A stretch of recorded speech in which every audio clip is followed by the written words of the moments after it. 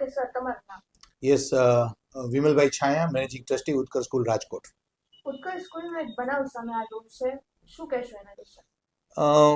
ગઈકાલે સાંજે લગભગ 4:30-4:45 વાગ્યાની આસપાસ વિદ્યાર્થીઓને JEE ને નીટના ડાઉટ સેશન ના વર્ગો હતા.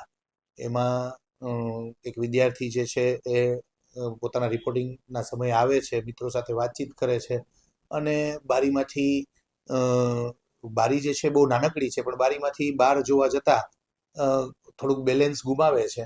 એટલે એ તરત જ ભગવાનની દયાથી બહાર એસીના યુનિટ મોટા મોટા છે એને એના સ્ટેન્ડને પકડી લે છે અને ભગવાનની દયાથી નીચે જે ધાબા જેવો ભાગ છે એની ઉપર એ ધીમેકથી રહી અને એ છોડી દે છે અને સંજોગવશાત ખાલી જસ્ટ હાથમાં થોડુંક એને લાગે છે અને એક મોટી દુર્ઘટના થતા બચી ગઈ છે.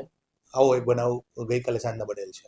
સર, બારીમાંથી આવી રીતે આમ નમે છે એટલે એને કઈ ચક્કર આવ્યા હોય એવું છે એટલે કે અમે પૂછ્યું એમને, એના વાલીએ પણ પૂછ્યું, એમને પણ પૂછ્યું, પણ એમણે એવું કીધેલું કે એ સમયે શું થયું ને મને કંઈ ખ્યાલ જ નથી. એટલે કદાચ બની શકે એવું કે સંજોગોવશાત કોઈ બીપી એબનોર્મલ થઈ ગયું હોય કે એને થોટ પ્રોસેસમાં શું ચાલ્યું હોય એ સરખી રીતે બાળક જે છે એ કહી નથી શકેલ.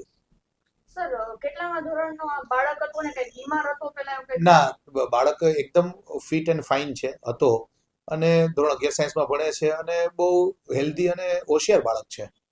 ક્યારે એવું બન્યું છે કે શિક્ષકે એને કીધું હોય, ખોટું લાગ્યું હોય કે એવું પહેલા પણ એને કઈ એવું કર્યું હોય? ના, એવી કોઈ ક્યારે ધ્યાનમાં આવેલ નથી. અત્યારે એના પેરેન્ટ્સ શું કહે છે તો?